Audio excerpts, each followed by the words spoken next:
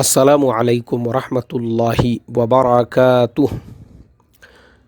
मोहतरम भाइयों, बुज़ुर्गों और दोस्तों, ये हमारा इस्लाही मुआशरा का 1026वां सबक है।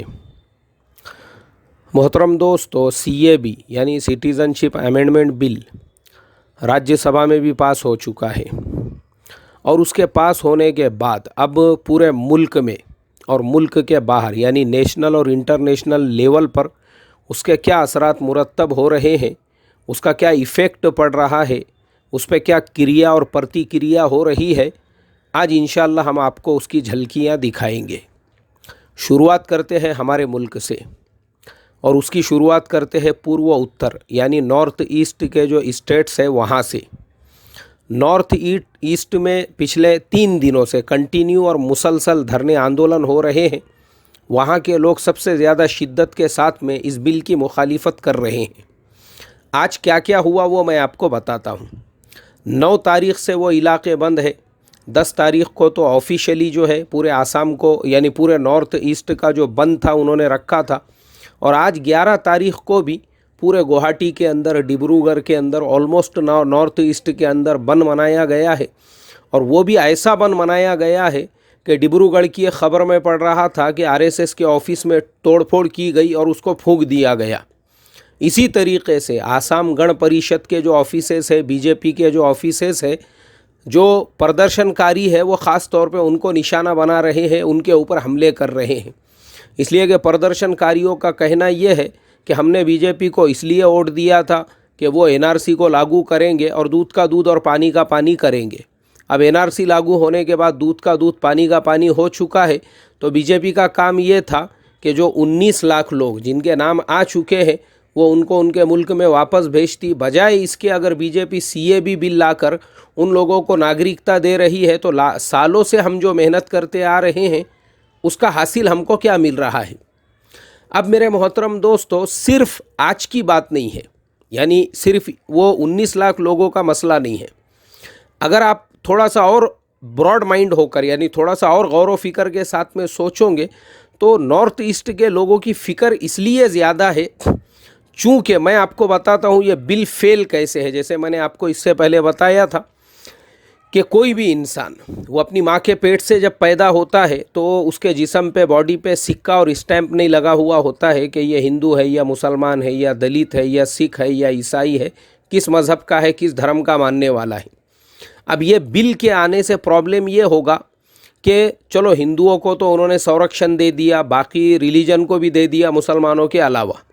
अब क्या होगा कि जो बॉर्डर है, बांग्लादेश का जो बॉर्डर है वो 4200 किलोमीटर का बॉर्डर हमारे मुल्क से मिला हुआ है और नॉर्थ ईस्ट के तकरीबन 3 से 4 स्टेट्स जो है उनका बॉर्डर बांग्लादेश को लगता है। अब ये लोग इसलिए डरे हुए हैं क्योंकि आज से 30 साल 40 साल पहले की सूरत हाल अलग थी।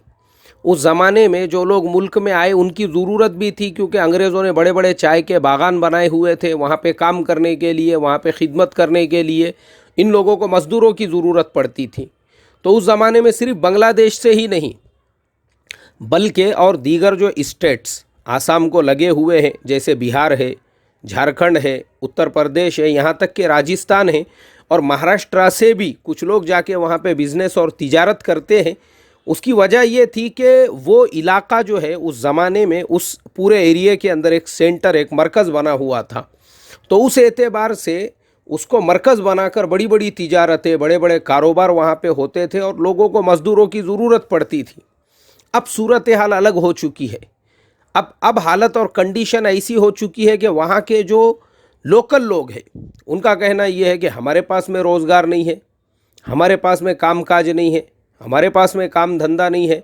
अब गवर्नमेंट जब CAB ला रही है, हमने BJP को वोट इसलिए दिया था कि NRC लागू करके ये दूध का दूध पानी का पानी करेंगे। इन्होंने तो हमारे लिए और मुश्किल ये खड़े कर दी है कि ऑलरेडी जो 19 लाख लोग हैं उनमें से 16-17 को तो आप नागरिकता दे ही दोगे, उसके अलावा लोगों के लिए बॉर्डर ओपन हो जाएंगे। अब बांग्लादेशी जो घुसपैठिए हैं वो बिंदास हमारे मुल्क में एंट्री करेंगे ये बोलकर, भाई इंडिया में तो अपने को नागरिकता मिलने ही वाली है। अब जब इंडिया में नागरिकता मिलने ही वाली है तो चलो इंडिया को, तो बोले लाखों की तादाद में जो है लोग बॉर्डरों में से घुसना शुरू होंगे और उसका सबसे ज़्यादा इफ़ेक्ट जो पड़ेगा वो पूर्व उत्तर के राज्यों पर।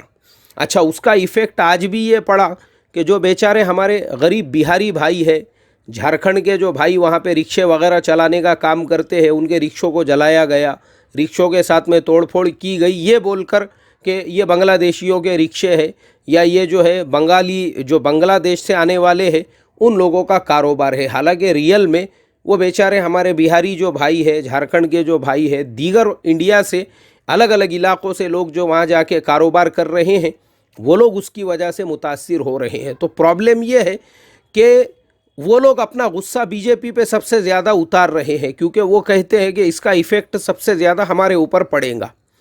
दूसरी न्यूज़, गवर्नमेंट ने कश्मीर के अंदर जो सुरक्षा बल थे उन लोगों को फ़ौरन हुक्म दिया है कि वो आसाम की तरफ कूच करे। तो मुझे अफसोस इस बात पर हुआ कि हमारे जो सुरक्षा बल है, जो हमारे आर्मी जवान हैं, उनका काम था कि देश के और मुल्क के दुश्मनों से मुल्क की हिफाजत करते और उनका मुकाबला करते।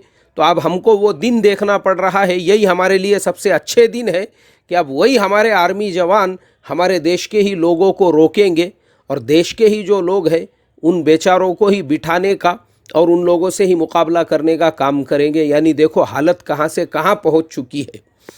ये हो गई मेरे मोहतरम दोस्तों आसाम की और नॉर्थ ईस्ट की खबरें।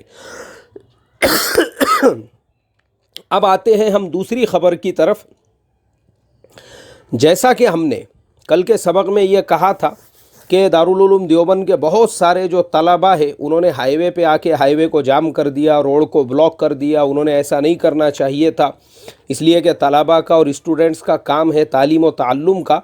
तो बहुत सारे लोगों ने मेरे उस वीडियो के नीचे बहुत से कमेंट्स किए, उसके अंदर मुझे भी बड़ा बुरा भला कहा गया, बहुत सारे मैसेजेस भी किए। लेकिन मैं समझता हूँ अब उनकी अकल ठिकाने पे आ चुकी होंगी, इसलिए कि जो बातें मौलाना अकबर हाशमी ने कल अपने सबक में बयान की थी, आज वही सारी बातें दारुल उलूम देवबंद के जो मुहतमिम है मुफ्ती अबुल कासिम साहब, उन्होंने भी मदरसे के तलबा को ऑफिशियली लेटर के ज़रिए से और इसी तरीके से जो जामे रशीद है उसके अंदर एक प्रोग्राम, यानी सारे तलबा को जमा करके ज़ोहर की नमाज़ के बाद उनको भी यही कहा और एक मुख्तसर सा वीडियो भी जारी किया जिसमें यही कहा गया है कि हमारा ये काम ही नहीं है, हमारे तलबा का काम है पढ़ने का, ये उनका काम नहीं है ये रोडों पे निकल के हाईवे जाम करने का। इसलिए कि ये जो काम है जिनका करने का है वो अपने एतबार से वो काम करेंगे कि भाई इस बिल का कैसे मुखालिफत करना है, कैसे कोर्ट में जाना है। मैंने कल भी कहा था कि दोनों जमीयतों के जो ज़िम्मेदार है हज़रत मौलाना अरशद साहब मदनी है, मौलाना महमूद मदनी है, इंशाअल्लाह ये लोग उसके ऊपर फ़ैसला लेंगे किस तरीक़े से इसको हल किया जा सके या इस बिल को जो है किस तरीक़े से चैलेंज किया जा सके और किस तरीक़े से इस बिल की मुखालिफत की जा सके, ये उनका काम है। तो अल्हम्दुलिल्लाह मैं अल्लाह का शुक्र अदा करता हूँ, जो बात कल हम समझाना चाह रहे थे आज अल्लाह ताला ने ख़ुद दारुल उलूम देवबंद के मोहतमिम मुफ्ती अब्दुल कासिम साहब की ज़ुबानी वो बात कहलवा दी और उन्होंने भी वही बात कही। और मैं भी तलबा से और तमाम मदारिस के तलबा से और तमाम मुसलमानों से यही रिक्वेस्ट और दरख्वास्त करूँगा, सब्र व तहम्मुल का मुजाहिरा करें, इसलिए कि दुश्मन सिर्फ़ इस यानी इंतज़ार में बैठा हुआ है कि मुसलमान कोई गलत कदम उठाए और हम उसके ऊपर फ़ौरन एक्शन ले। तो हमारे तलबा से ऐसा कोई इक़दाम नहीं होना चाहिए, क्योंकि सहारनपुर से पुलिस की जो गाड़ियाँ आज दारुल उलूम में पहुँची और जिस तरीक़े से मुजाहिरा करने वाले तलबा के ख़िलाफ़ में कार्रवाई करने के लिए वो लोग बज़िद थे, तो ये सारी चीज़ें नहीं होना चाहिए। हमारे मदारिस इन चीज़ों से दूर रहना चाहिए। ये ज़रूरत ही नहीं पड़ना चाहिए कि पुलिस वग़ैरह हमारे मदारिस के अंदर आए और इतनी बड़ी बड़ी गाड़ियाँ लेकर आए। तो अल्लाह हम तमाम को जो है फ़हम अता फ़रमाए और जो बातें मैं बताना चाह रहा हूँ अल्लाह से दुआ करता हूँ अल्लाह ताला वो सारी बातें हम तमाम को समझा दे। अब इंटरनेशनल लेवल पर इस सारे यानी हंगामे का और ये जो CAB बिल है उसका इफ़ेक्ट क्या पड़ा। सबसे पहले अब बांग्लादेश से ही बात की शुरुआत करते हैं। बांग्लादेश के जो होम मिनिस्टर असदुज़्ज़मा इंडिया आने वाले थे, उन्होंने अपना आने का जो सफ़र था उसको कैंसिल किया। दूसरी तरफ बांग्लादेश के जो फॉरेन मिनिस्टर है AK अब्दुल मोमिन, उन्होंने भी अपना जो सफ़र था उसको कैंसिल कर दिया। दोनों भी इंडिया आने वाले थे उच्च स्तरीय बैठक के लिए, यानी आला लेवल की, ऊंचे लेवल की एक मीटिंग होने वाली थी, वो दोनों नहीं आने वाले हैं। ऑफिशियली मैंने बीबीसी की ख़बर के अंदर जो है ये न्यूज़ सुना हूँ अभी, और उसकी वजह और उसका रीज़न उन्होंने यही बयान किया कि जिस तरीके से लोकसभा के अंदर या राज्यसभा के अंदर साफ लफ्ज़ों में ये कहा जा रहा है बार बार कि बांग्लादेश से जो आने वाले हिंदू हैं उन पे वहाँ पे जुल्म सितम किया जा रहा है, इसकी वजह से हम उनको नागरिकता दे रहे हैं, तो बांग्लादेश इसकी वजह से नाराज़ हो गया। दूसरी चीज़ ये है कि आज जो है बांग्लादेश और इंडिया के जो रिलेशंस और जो ताल्लुकात है वो अब तक कभी भी इतने ज़्यादा हाई लेवल पर नहीं थे जितने आज है। लेकिन प्रॉब्लम ये हो रहा है, इस तरीके के बयानात से बांग्लादेश नाराज़ हो चुका है। उनका कहना ये है कि भाई एक तरफ तुम हमारे से दोस्ती का हाथ बढ़ा रहे हो और वहीं पे दूसरी तरफ इस तरीके के बयानात दे रहे हो कि हमारे मुल्क के अंदर हिंदू सुरक्षित नहीं है।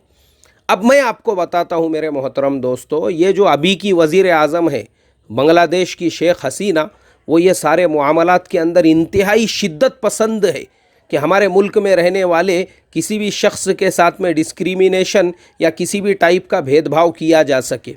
एकदम शिद्दत पसंद है वो इस मसले के अंदर। उन्होंने अपने मुल्क में रहने वाले हर मज़हब के इंसान को पूरी पूरी आज़ादी दे रखी है, तो नाराज़ हो गए वो। और नाराज़गी की वजह है उनकी कि भाई तुम अपने पार्लियामेंट के अंदर बार बार हमारे ऊपर ये ब्लेम कर रहे हो। इस वजह से अब जो बैठक और जो मीटिंग होने वाली थी उन्होंने उसको कैंसिल कर दिया। AK अब्दुल मोमिन जो वज़ीर ख़ारजा है वहाँ के, और असदुज़्ज़मा जो वहाँ के होम मिनिस्टर है, दोनों ने भी अपनी यात्रा को कैंसिल कर दिया। इंटरनेशनल लेवल पे ये इफ़ेक्ट पड़ा। और कल के सबक में भी हमने बताया था कि जो अक़लियतें जिनके नाम पर इंडिया में ये बिल पास किया जा रहा है, उनको जिन मुल्कों में आज वो रह रहे हैं वहाँ पे उनको तकलीफ़ का सामना करना ही है। ये सुन कर भाई अब तो इंडिया में तुम्हारे लिए सिटीज़नशिप का बिल पास हो चुका है, तो तुम हमारे मुल्क में क्या कर रहे हो? देखो वहाँ तो ये कहा जा रहा है कि तुम्हारे ऊपर हम लोग यहाँ ऐसा जुल्म करते हैं, वैसा जुल्म करते हैं, नहीं करके भी अगर हमको इस तरीके से बदनाम किया जा रहा है तो वो बेचारों के ऊपर और ज़्यादा जुल्म के पहाड़ तोड़े जाएंगे। बस मैं अल्लाह ताला से यही दुआ करता हूँ, अल्लाह तबारक व ताला आफ़ियत का मुआमला फ़रमाए। और कल इंशाअल्लाह इसका जो अगला हिस्सा है उसके अंदर मैं डिटेल्स में बताऊंगा कि आज की डेट में, आज की तारीख़ के अंदर बांग्लादेश और इंडिया की इकोनॉमी और तरक्की के अंदर कितना फ़र्क आ चुका है। अस्सलामु अलैकुम वरहमतुल्लाहि व बरकातुहू।